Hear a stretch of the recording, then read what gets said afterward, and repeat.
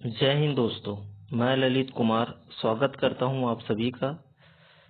आज हम बात करने वाले हैं सुदूर संवेदन एवं भौगोलिक सूचना तंत्र के अंतर्गत एक टॉपिक के अंतर्गत रिमोट सेंसिंग एंड जीआईएस, जो कि बीए थर्ड ईयर के सिलेबस में के अंतर्गत साथ ही साथ एमए के सिलेबस के अंतर्गत इसे नया पाठ्यक्रम के रूप में जोड़ा गया है।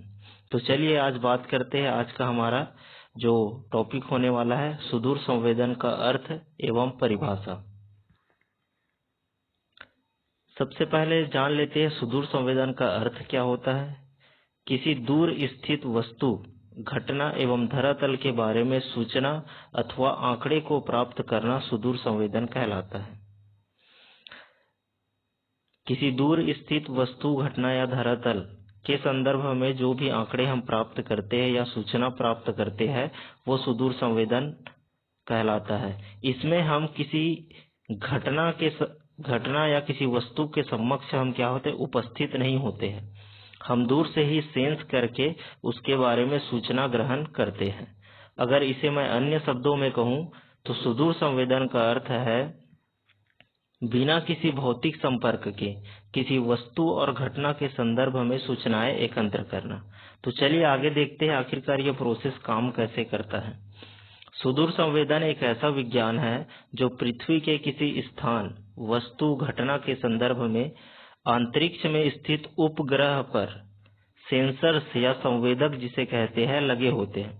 इनके द्वारा धरातल से परावर्तित प्रकाश के आवेगों या प्रकाश की जो फ्रीक्वेंसी होती है उसको ग्रहण किया जाता है, सेंसर्स द्वारा अंकित किया जाता है। संवेदक पर अंकित परावर्तित प्रकाश के आवेगों का विश्लेषण किया जाता है। विश्लेषण के पश्चात आंकड़े तथा प्रतिबिंबों को, आंकड़े या फिर जो डेटा होंगे और इमेज होंगे, उस माध्यम से किसी स्थान, वस्तु के संदर्भ में आवश्यक जानकारी प्राप्त करते हैं और हम निष्कर्ष पर पहुंचते हैं। इसको थोड़ा डिटेल से बात करते हैं कि हमारे जो अंतरिक्ष में है बहुत सारे उपग्रह लगे हुए हैं और इस उपग्रह में सेंसर्स लगे हुए हैं जिसे संवेदक कहते हैं। संवेदक क्या करता है, जो सूर्य की रोशनी द्वारा धरातल पर परावर्तित होकर जो वापस इलेक्ट्रोमैग्नेटिक रेस, जो रिफ्लेक्टेड इलेक्ट्रोमैग्नेटिक रेस होता है, उसे कैच करता है। कैच करने के पश्चात उसे पृथ्वी पर स्थित डेटा सेंटर में भेज दिया जाता है और उस डेटा सेंटर पर विश्लेषण करने के पश्चात उन आंकड़ों का हमें कोई निष्कर्ष दिया जाता है। साधारण शब्दों में कहूं तो जिस प्रकार से हमारे आंख जो है, हमारा जो आइस है हमारा काम करता है, किसी भी तत्व को देखने के लिए सबसे पहले सूर्य की रोशनी किसी तत्व पर पड़ती है, तत्पश्चात हमारे आंखों में पड़ती है, तब हम किसी भी तत्व या फिर किसी भी भौतिक वस्तु को देख पाते हैं। ठीक वैसे ही अंतरिक्ष में उपग्रह लगे होते हैं और उपग्रह में क्या होते हैं, सेंसर्स लगे होते हैं। ये सेंसर्स क्या करते हैं, जो सूर्य की रोशनी जो पृथ्वी में पड़ने के बाद जो परावर्तित होती है उसे कैच करता है।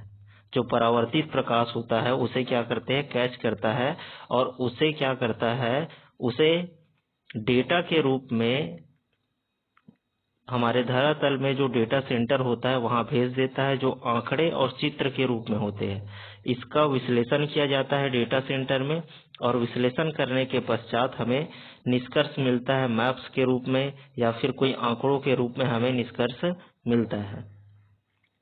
आगे बात करते हैं रिमोट सेंसिंग की परिभाषा के बारे में बात करते हैं। सुदूर संवेदन की परिभाषा फिशर के अनुसार सुदूर संवेदन एक ऐसी कला या विज्ञान है जो बिना किसी संपर्क के वस्तुओं की जानकारी प्रदान करता है या देता है। प्लायट सॉबिन्सन के अनुसार सुदूर संवेदन का तात्पर्य उन विधियों से है जिनमें किसी लक्ष्य को पहचानने तथा उसके लक्षणों को मापने के लिए विद्युत चुंबकीय ऊर्जा, इलेक्ट्रोमैग्नेटिक रेस जैसे कि प्रकाश, ऊष्मा, रेडियो तरंगों का प्रयोग करता है। कहने का मतलब है कि अंतरिक्ष में जो उपग्रह लगे होंगे, ये उपग्रह में सेंसर्स लगे होते हैं। ये सेंसर्स क्या करते हैं, रिफ्लेक्टेड जो एनर्जी होता है, जैसे कि प्रकाश होता है, रिफ्लेक्टेड एनर्जी को क्या करते हैं, कैच करता है। कैच करने के बाद ये क्या करेगा, पृथ्वी पर स्थित डेटा सेंटर में, जहां से इस उपग्रह का डेटा सेंटर होगा, उस डेटा सेंटर में ट्रांसफर करता है। और जब एनालिसिस करने के पश्चात हमें क्या करते हैं, एक निष्कर्ष में पहुंचते हैं।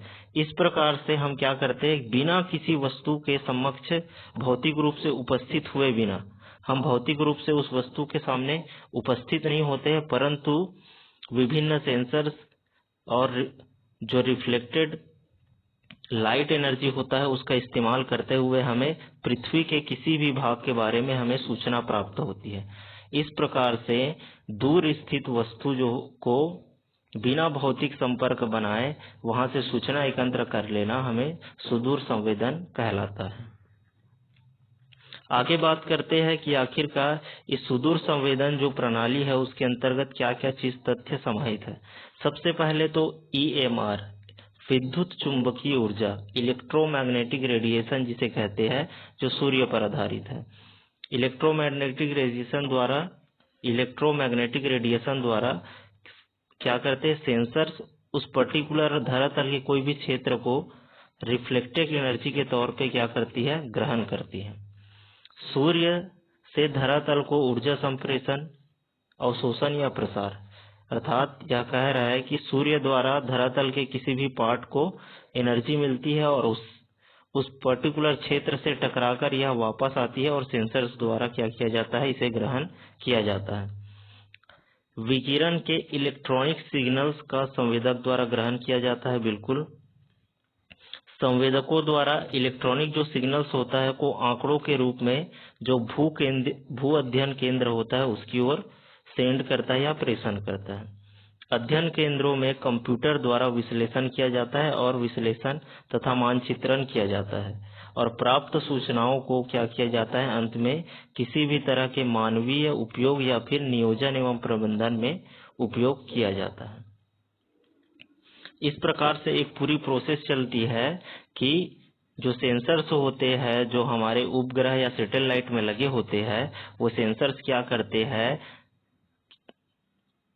सूर्य की रोशनी धरातल से जो टकराकर वापस जाती है उसे ग्रहण करते हैं और ग्रहण करने के पश्चात उसे आंकड़ों और मानचित्र के रूप में या फिर चित्र के रूप में धरातल में जो अध्ययन केंद्र होता है उसे भेजता है और कंप्यूटर द्वारा एनालिसिस करने के पश्चात हमें क्या है, एक उपयुक्त निष्कर्ष निकलता है। इस प्रकार से हमने आज जाना कि सुदूर संवेदन का अर्थ क्या होता है, उसकी कार्य प्रणाली कैसे होती है, साथ ही साथ हमने परिभाषा देखा। तो मिलते हैं अगली लेक्चर में, तब तक के लिए जय हिंद।